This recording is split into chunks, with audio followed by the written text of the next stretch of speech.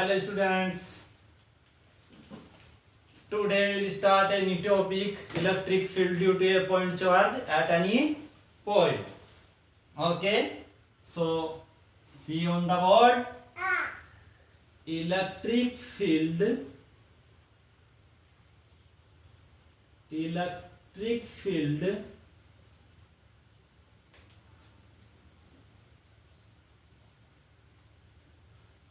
या ऐसा कह दीजिए intensity of electric field. Intensity of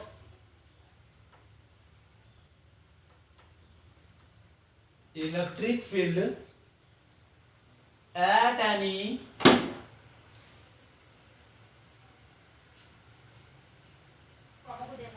point. At any point. Intensity of electric field at any point. Clear है? तो इसे हम कैलकुलेट करेंगे. तो सबसे पहले at any point due to a point charge. Due to a point charge.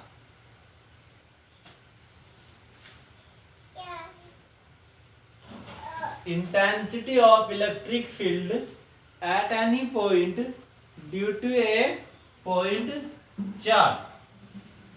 तो सबसे पहले हम क्या करते हैं, इसमें एक पॉइंट चार्ज कंसीडर करते हैं. सपोज कर लीजिए कि आपके पास कोई पॉइंट चार्ज प्लस क्यू है जो किसी पॉइंट ओ पर प्लेस्ड है.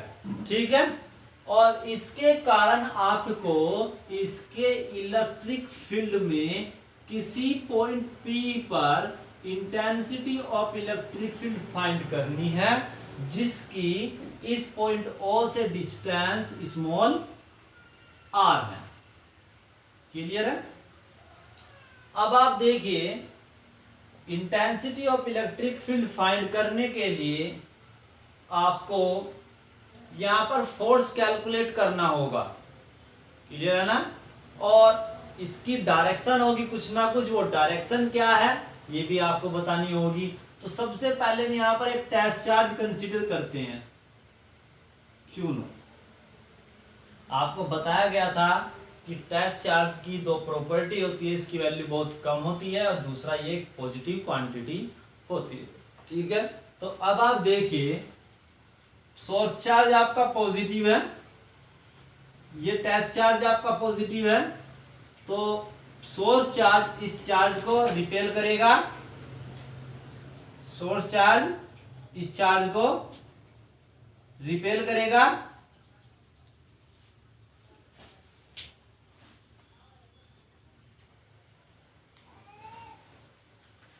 तो ये चार्ज आपका प्लस क्यू इस चार्ज को रिपेल करेगा. तो रिपेल करेगा तो फोर्स की डायरेक्शन किधर होगी? तो फोर्स की डायरेक्शन होगी लेफ्ट टू राइट. ये डायरेक्शन हो गई आपकी इलेक्ट्रिक फोर्स की due to source charge on the test charge. ठीक है. तो सबसे पहले कंसीडर कर लीजिए और उसके बाद डिफाइन करेंगे इलेक्ट्रिक फील्ड को और फिर देखते हैं क्या डाटा आपको कैलकुलेट करना है. तो कंसीडर करते हैं. Let us consider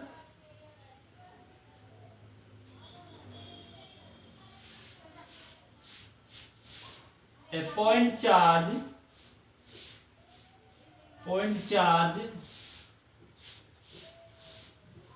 plus Q is placed at any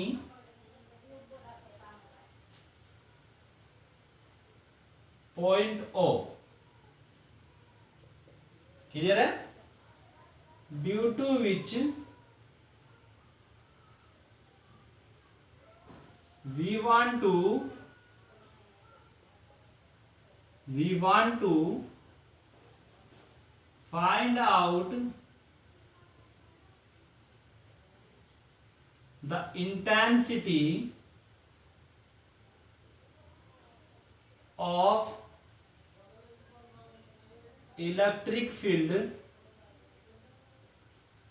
at any point P. Okay. Clear है? For this we consider a test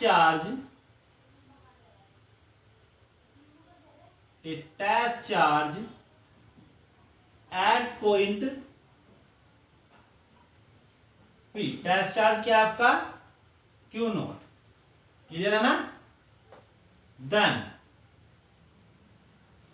late कर लीजिए OP इक्वल्स टू R, ये हमने लेट कर लिया है ना। Then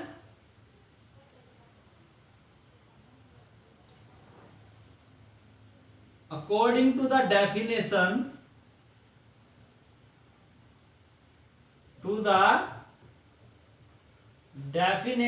of intensity of electric field, where E equals to F divided by Q naught. Okay, and the direction of force acting on test charge give rise the direction of electric field.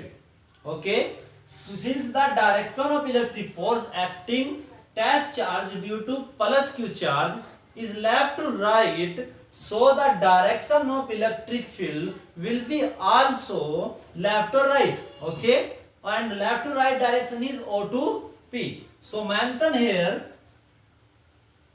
O to P है ना, directed O to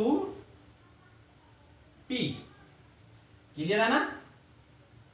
तो अब आप देखिए, यदि आपको electric field calculate करना है पॉइंट P पर, तो पॉइंट P पर सिचुएटेड टेस्ट चार्ज पर एक्टिंग फोर्स आपको कैलकुलेट करना होगा। अब आप देखिए, फोर्स के लिए अभी तक आपने एक ही रिलेशन पढ़ा है, वो है कूलम्ब्स लॉ। और कूलम्ब्स लॉ में जो आपने फोर्स कैलकुलेट किया वो किसके लिए कैलकुलेट किया? पॉइंट चार्जेस के लिए। और ये दोनों चार्जेस कैसे हैं? आपके पॉइंट चार्जेस है। तो so we can use the concept of Coulomb's law force acting between two point charges. So according to या using Coulomb's law, Coulomb's law, force acting on test charge due to point charge plus Q is 4 pi epsilon naught, Q1 is Q and Q2 is Q naught, and the separation between them is R, so we can divide by R square, and the direction of force is along, या ऐसे कह दीजिए directed O to P, है ना। चलिए अब आप देखिए, ये तो फॉर्मूला हुआ तब आपका जब मीडियम आपका एब्सेंट था, या कह दीजिए फ्री स्पेस था, आपके चार्ज फ्री स्पेस में है या वैक्यूम में है, ठीक है, in the absence of medium.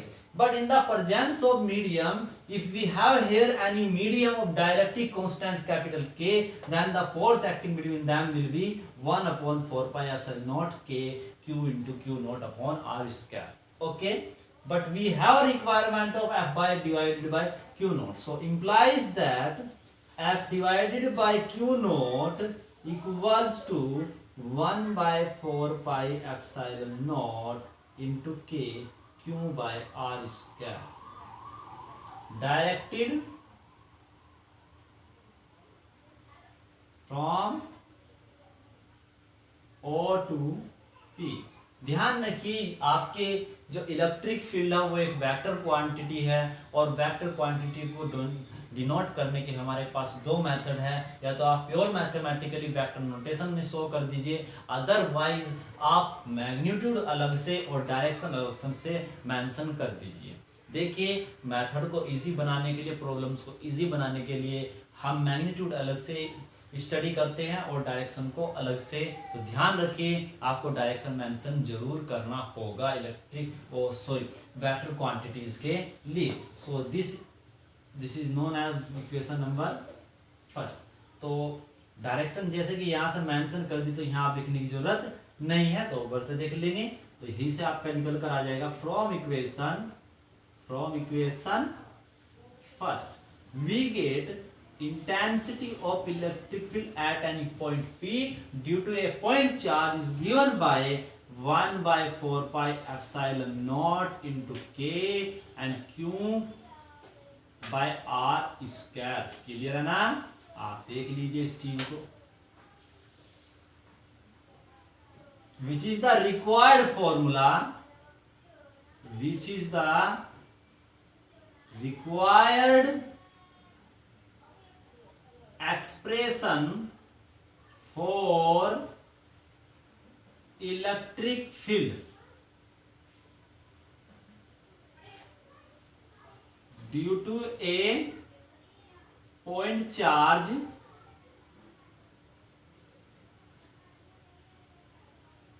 at any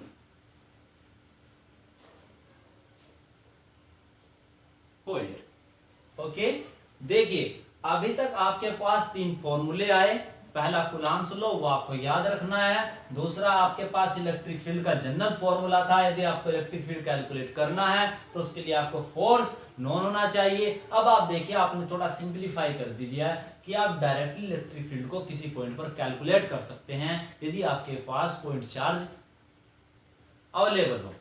तो याद रखिए, यदि कहीं पर भी कोई पॉइंट चार्ज आपके पास एग्जिस्ट होता है तो due two point charge electric field के लिए आप इस फॉर्मूले को यूज करोगे। ठीक है, ओके। तो ये आपका रिक्वायर्ड फॉर्मूला हुआ इलेक्ट्रिक फील्ड के लिए। अब नेक्स्ट उस पर चलते हैं। तो अब आप देखिए आगे, ये तो बात हुई मीडियम की। आप थोड़ा सा आगे चलते हैं, एक्स्ट्रा पार्ट है आपका, तो उसके लिए भी कर देता हूं मैं आपका। तो यहां पर देख लीजिए आप,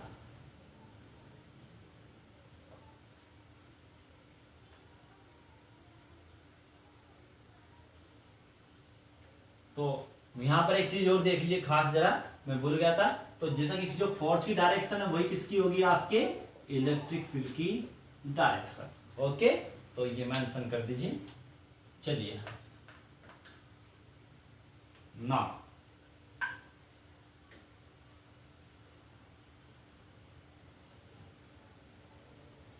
अब आप देखिए एक पॉइंट देखिए यहां पर, फॉर वैक्यूम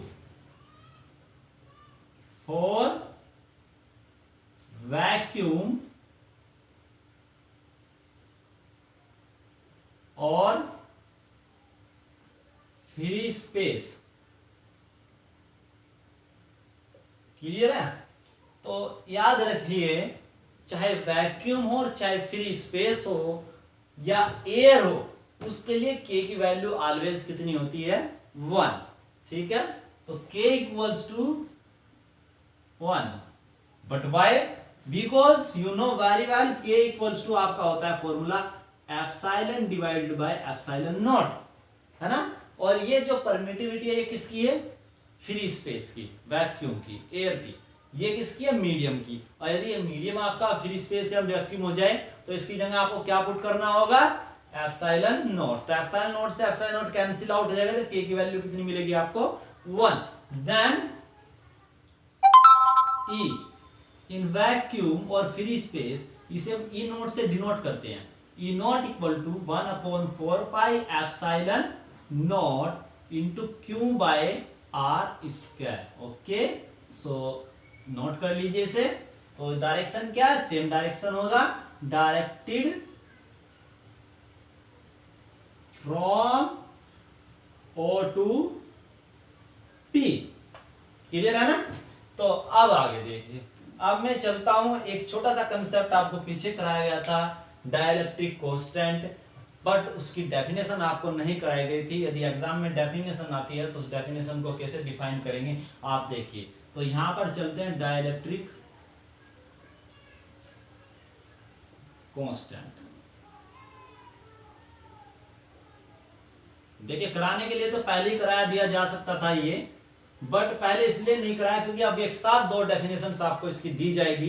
तो देखिए, सबसे पहले चलते हैं मैंने आपको मटेरियल्स बताए गए थे कि इलेक्ट्रिकल प्रॉपर्टी के बेस पर उन्हें 3 टाइप्स में डिवाइड किया जाता है, आपका कंडक्टर, इंसुलेटर एंड सेमीकंडक्टर। अब जो इंसुलेटर्स हैं उनके पास फ्री इलेक्ट्रॉन्स नहीं होते, उनके इलेक्ट्रॉन्स बाउंड होते हैं, बट जब फ्री इंसुलेटर्स पर कोई एक्सटर्नल इलेक्ट्रिक फील्ड अप्लाई किया जाता है तो उसके इलेक्ट्रॉन्स का यदि डिस्ट्रीब्यूशन डिस्टर्ब हो जाए तो वे इंसुलेटर्स आपके डाइलेक्ट्रिक कहलाते हैं, अदरवाइज आपका इंसुलेटर डाइलेक्ट्रिक नहीं होगा। अब आप देखिए, तो आपको भी बताया गया था कि एक डेफिनेशन तो ये होती है जनरल, तो इसके बेस पर मैं डिफाइन करूंगा। तो सबसे पहले लेते हैं डेफिनेशन नंबर 1। क्या है definition number 1? The dielectric constant,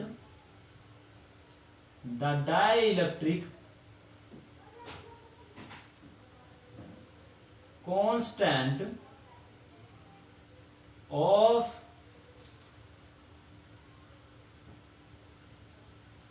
any dielectric material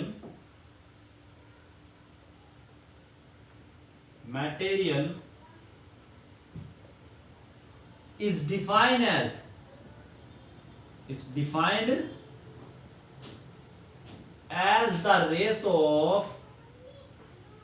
the ratio of permittivity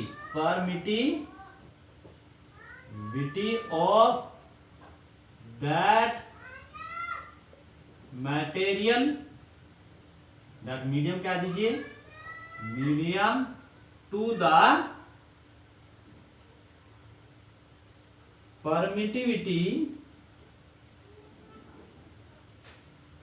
of free space। Clear है? इट इज डिनोटेड बाय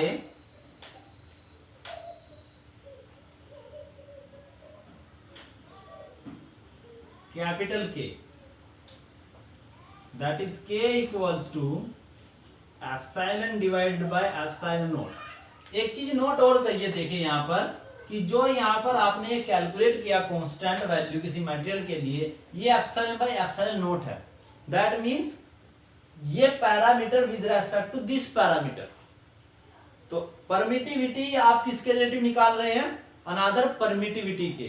तो हम इसे कह देते हैं relative permittivity, which is also known as relative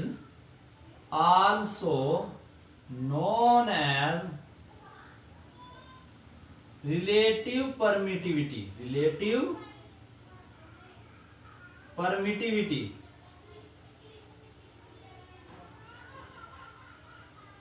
और जो आपकी ये है एप्सिलॉन और एप्सिलॉन नोट, ये कहलाती है absolute permittivity of that medium. Okay, I think यहां तक आपको क्लियर हो गया होगा। अब चलते हैं सेकंड डेफिनेशन पर। अब सेकंड डेफिनेशन देखिए, we know that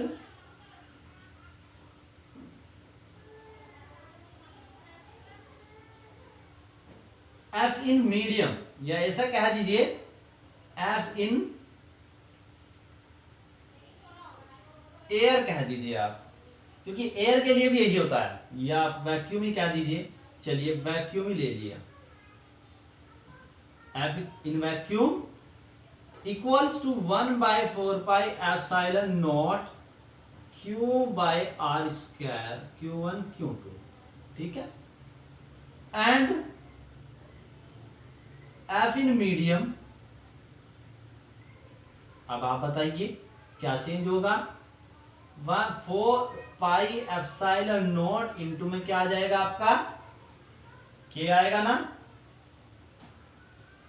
this will be Q1 Q2 upon R square. अब आप बताइए, इनका रेशो कैलकुलेट कर लीजिए जिससे कि आपको के मिल जाए। तो डिवाइड कर दीजिए, implies that F vacuum divided by F medium will be equals to K. Okay, तो यहां से आप डिफाइन कर सकते हो किसे, डाइलेक्ट्रिक कांस्टेंट को। That is dielectric constant of any dielectric material is defined as the ratio of the force acting between two point charges in vacuum to the force acting between that point charges and with same separation in that medium is known as dielectric constant. Okay, so we can define here easily. देखिए यहीं पर note कर देता हूं मैं इसके नीचे ही. तो the dielectric constant, now definition number 2 हो गया ना ये आपका. फर्स्ट आप रिमूव कर दीजिए, तो ये हटा दीजिए यहां से. तो the dielectric constant of any dielectric material is defined as the ratio of, ये देखिए यहां पर ratio of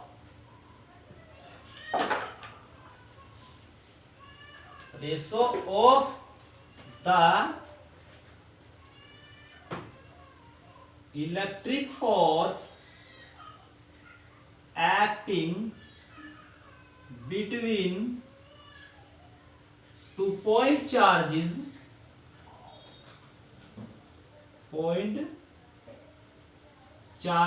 in vacuum or free space to the electric force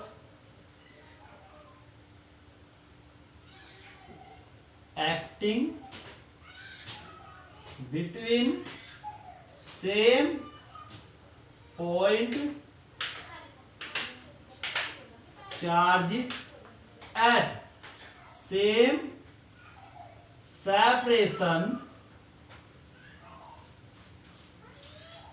in that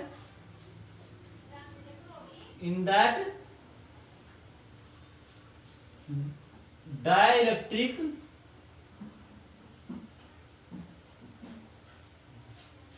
medium. Okay, clear ना?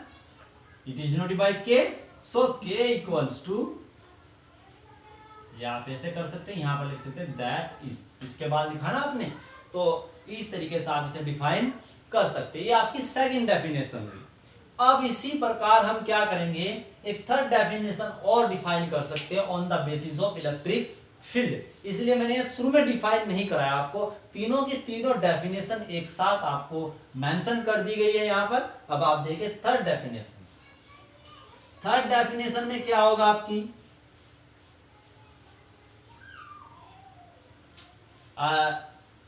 यहीं पर देख लीजिए, यहां पर अभी थर्ड डेफिनेशन स्टार्ट करेंगे हम. यहां पर अभी से थोड़ा सा इरेज कर दूंगा मैं, यहां पर इरेज कर दीजिए, आप बाद में लिख लीजिएगा चाहे. चलिए देखिए क्या है यहां पर. देखिए वी नो दैट, जरा देखिए, electric field due to a point charge in vacuum, जरा देखिए क्या होता है, 1/4πε0 Q/r square, and electric field due to same point charge in any medium whose dielectric constant is K, 4πε0 into K Q/r square. Then E vacuum divided by E medium will be equals to K. That is the dielectric constant of any dielectric material is defined as the ratio of the electric field. ठीक है ना, at any point है ना in vacuum to the electric field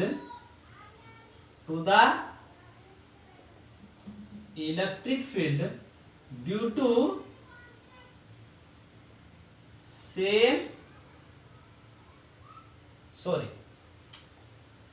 is defined as the ratio of the electric field at any point due to a point charge in vacuum to the electric field due to same point charge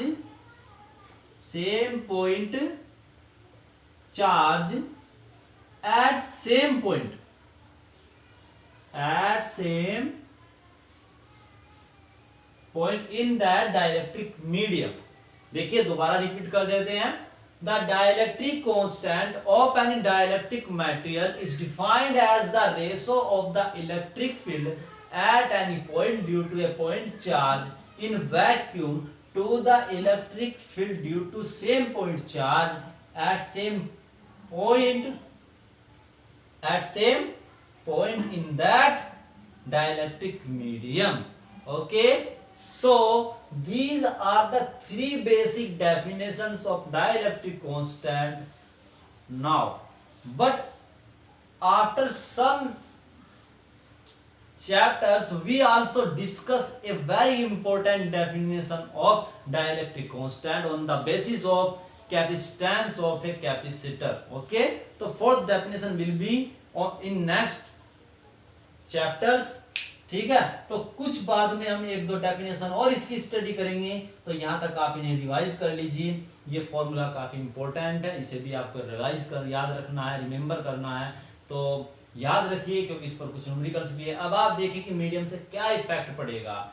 generally यदि बात की जाए तो water का जो dielectric constant होता है वो होता है 81. इसका मतलब ये हुआ कि जो फोर्स आपका वैक्यूम में अप्लाई होता है पॉइंट चार्जेस के बीच में, वही फोर्स वाटर में यदि चार्जेस को रखा जाए उस कंडीशन में 81 टाइम्स आपका डिक्रीज हो जाएगा वैक्यूम में फोर्स से. ठीक है ना, तो इस बात को याद रखिए. ये आपका कुछ पर्टिकुलर पार्ट था डाइलेक्ट्रिक कांस्टेंट से, ये भी हमने डिफाइन कर दिया. अब चलते हैं एक टॉपिक और. यदि आप देखें यहाँ पर तो एक पॉइंट और है, उसे भी कैलकुलेट करते हैं, जो मैंने उस टाइम कैलकुलेट नहीं किया था.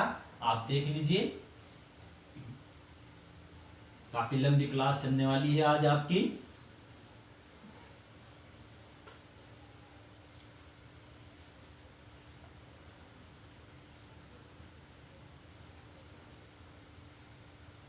अब आप चलिए आगे देखते हैं. अब आपको क्या करना है,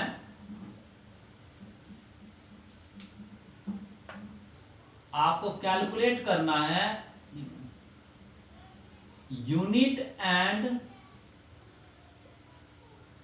dimensional formula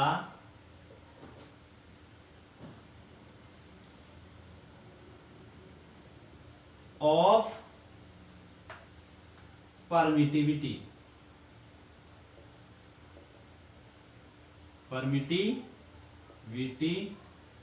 and its value. Okay, और ये वैल्यू हम वैक्यूम में कैलकुलेट करेंगे. देखिए, अब सबसे पहले बेसिक फॉर्मूला कंसीडर करते हैं. वी नो दैट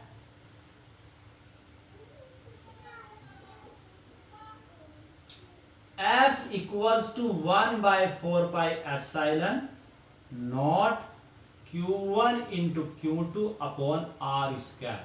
और ये किसमें है? इन वैक्यूम और फ्री स्पेस और एयर. क्लियर है ना?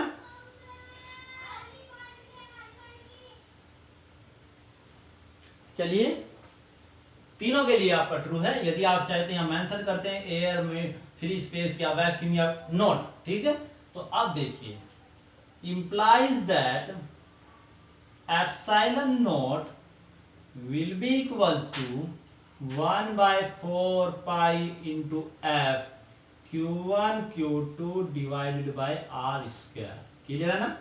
So unit of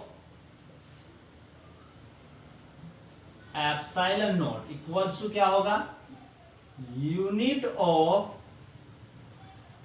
1 by 4 pi epsilon naught Q1 Q2 upon R square. Sorry for this, here is F. तो हमने आपको बताया था कि जब हम कुलाम्स लोग आप क्या कर रहे थे, तो मैंने बताया था कि ये जो फॉर्मूला वैलिड है ऐसा यूनिट्स के लिए है. तो आप देखिए यहाँ पर, तो unit of epsilon not in ऐसा यूनिट सिस्टम. अब आप देखिए Q1 इज चार्ज, चार्ज की यूनिट आपको बताई गई थी कुलाम्स। तो यहाँ पर लिखिए आप, देखिए याद रखिए कुलाम के केस में कुलाम एक साइंटिस्ट थे, इसलिए यदि आप इसका फुल नेम लिखना चाहते हैं तो शुरू का लेटर आपका स्मॉल होना चाहिए, और यदि आप सिंगल लेटर लिखना चाहते हैं तो कैपिटल होना चाहिए। तो ये बन गया आपका कुलाम, ठीक है। या कंप्लीट उसमें लिख सकते हैं कुलाम कुलाम कुलाम स्क्वायर, या पूरा ही लिख दीजिए, कोई प्रॉब्लम नहीं है, COU कुलाम, ठीक है, कुलाम स्क्वायर, है ना। And divided by 4 pi is a constant unitless and F is force, force की यूनिट क्या आपकी न्यूटन। तो ये आपका बन गया न्यूटन, न्यूटन, और ये बन गया डिस्टेंस, डिस्टेंस की यूनिट होती है metre, that is metre square. तो आपकी जो यूनिट है एप्सिलॉन नॉट की वो क्या है, कूलम्ब स्क्वायर पर न्यूटन मीटर स्क्वायर। तो अब आप चलिए थोड़ा आगे, अब मुझे कैलकुलेट करनी है डायमेंशन। देखिए डायमेंशन जो आपकी होती है वो फंडामेंटल क्वांटिटीज की फॉर्म में होते हैं, और आपको पता होगा चार्ज एक फंडामेंटल क्वांटिटी नहीं है, फंडामेंटल क्वांटिटी आपका होता है इलेक्ट्रिक करंट। तो याद रखिए इलेक्ट्रिक करंट में चार्ज में एक रिलेशन है, तो I इक्वल्स टू होता है Q/T। तो implies that Q will be equals to IT। तो अब आप बताइए dimension formula, dimensional formula of Q क्या होगा,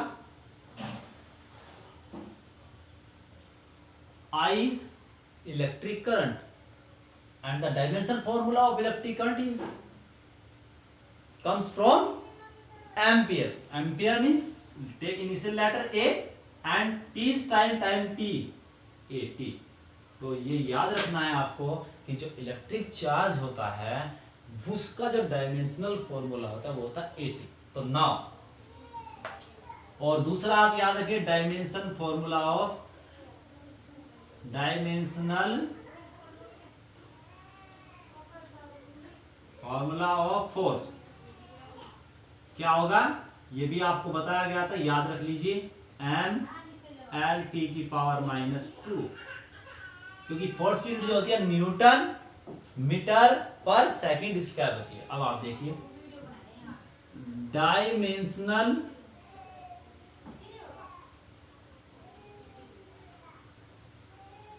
फॉर्मूला ऑफ एप्सिलॉन नॉट, देखिए क्या होगा, काफी इंपॉर्टेंट एग्जाम के पॉइंट ऑफ व्यू से। तो कूलम्ब मींस AT, याद रखना है आपको,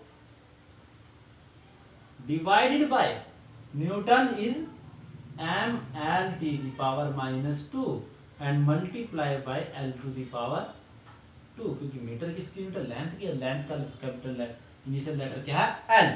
तो अब आप देखिए सिंप्लीफाई कर लीजिए, M⁻⁻1 L⁻3, that means L⁻³ and T⁻², comes out T⁻+2 and T⁻+2 is here, that means T⁻4 and the A⁻²। ये देखिए क्लियर है ना। तो इस तरीके से इसका डायमेंशन फॉर्मूला आप कैलकुलेट कर सकते हैं, याद रखिए एग्जाम में पूछा जाता है। अब चलते हैं सेकंड थीम पर, वो क्या है, value. You know very well, कुछ जगह इसकी जरूरत पड़ेगी आपको, 1/4πε0 इक्वल्स टू, आपको बताया गया था 9 ×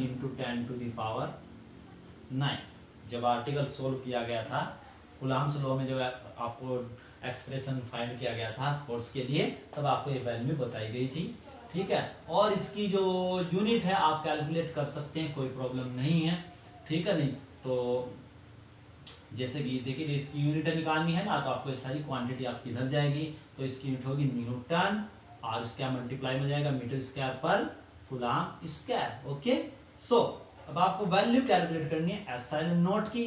तो अब आप देखिए एप्सिलॉन नॉट की वैल्यू क्या होगी, तो इसे आपको इधर पहुंचाना होगा, ये सारा डिवाइड में जाएगा। तो एप्सिलॉन नॉट इक्वल्स टू आपका होगा 1/4 × 3.14 मल्टीप्लाई बाय 9 × 10⁹ सब डिवाइड में जाएगा ना, और यूनिट जो है आपकी वो अपोजिट हो जाएगी, कूलाम स्क्वायर पर न्यूटन मीटर स्क्वायर। अब आप देखिए जब आप ये सिंप्लीफाई करते हैं तो आप देख लीजिए ये आप अप्रोक्सीमेट आपका 4 दिया 12 और 12 में 108 अप्रोक्सीमेट 110 के आसपास होता है। और 110 में जब आप यहाँ पर करोगे तो 100 ये 10 टू द पावर 10 हो जाएगी। तो 11 इंटू 10 टू द पावर आपकी 10 हो जाएगी अप्रोक्सीमेट। अब आप देखिए यहाँ पर आप डिवाइड नहीं कर सकते तो आपको यहाँ पावर इंक्रीज़ करनी होगी। तो एक पावर आप इंक्रीज़ करोगे तो एक पावर यहाँ इंक्रीज़ होगी, पर 10 में भी आपकी टेबल नहीं चलेगी तो आपको एक और बढ़ाना पड़ेगा। तो यहाँ पर आपका 12 हो जाएगा और यहाँ पर 100। तो 100 को आप 11 से डिवाइड करिए अप्रोक्सीमेट और 10 टू द पावर को ऊपर लेके जाइए तो इसका मतलब होगा 10 टू द पावर माइनस क्या आएगी 12। ठीक है, 11 से जब आप 100 को डिवाइड करोगे तो आप अप्रोक्सीमेट कहोगे कि 11 99 9 टाइम्स आपकी टेबल चलनी चाहिए। बट यहाँ पर देखिए 0.14 है, इसलिए आपका जो ये क्वांटिटी होगी इसके डिनोमिनेटर में वो 11 से थोड़ी ग्रेटर होगी, इसलिए 9 टाइम्स तो आपकी टेबल नहीं चलेगी बट 9 से थोड़ा कम चलेगी। दैट मीन्स की जो वैल्यू होगी आपकी 8 पॉइंट समथिंग होगी और ये होता है 8.85 into 10 to the power minus 12 coulomb square पर न्यूटन मीटर स्क्वायर। इस वैल्यू को आप नोट रखिए, रिमेंबर कर लीजिए, याद रखिए, क्योंकि ये यूज़ करना है आपको न्यूमेरिकल्स में। क्लियर है ना? तो इस तरीके से आपको ये करना है काम यहाँ पर। अब आप देखिए एक छोटी सी प्रॉब्लम आपको कराता हूँ मैं। तो आपको करना क्या है प्रॉब्लम में, देखिए वाटर का जब डाइलेक्ट्रिक कांस्टेंट होता है, डायरेक्ट के फॉर वाटर इज 81.0। क्लियर है ना? Then find out its absolute permittivity. तो हमें वाटर की क्या निकालनी है? एब्सोलूट परमिटिविटी कैलकुलेट करनी है। तो आप जानते हैं मैंने फॉर्मूला आपको बताया गया था कि we know that since K equals to होता है आपका एप्सिलॉन बाय एप्सिलॉन नॉट। ये एप्सिलॉन किसकी है? वाटर की। ठीक है, तो epsilon will be equals to K into epsilon naught. अब आप बताइए के की वैल्यू 81 आपको गिवन है और यहाँ पर आप मल्टीप्लाई कर दीजिए 8.85 into 10 to the power minus 12 से। तो ये आपको मिल जाएगी वैल्यू। कितनी वैल्यू मिलेगी? आप मल्टीप्लाई कर लीजिएगा तो समथिंग आपको जो भी है ये आप मान लीजिए 9 मान लीजिए अपनी 72, तो अप्रोक्सीमेट 7 के अप्रोक्सीमेट आपको ये वैल्यू मिलेगी। यही आपका क्या होगा? आंसर होगा। तो इस तरीके से आपको कुछ न्यूमेरिकल्स आपके एग्जाम में आ जाते हैं जो काफ़ी इजी होते हैं, बट ये वैल्यूज़ आपको याद होनी चाहिए बेसिकली। तो आज के लिए इतना ही। नेक्स्ट आर्टिकल आपका काफ़ी हार्ड है तो इसलिए तैयार हो जाइए और पढ़ लीजिए। यदि कोशिश कर सको तो थोड़ा सा वेक्टर्स के बारे में आप पढ़ लीजिएगा, वेक्टर एडिशन के बारे में। ठीक है नहीं? तो okay, thank you for watching this video. Please subscribe my YouTube channel, share and like my videos. Okay, thank you.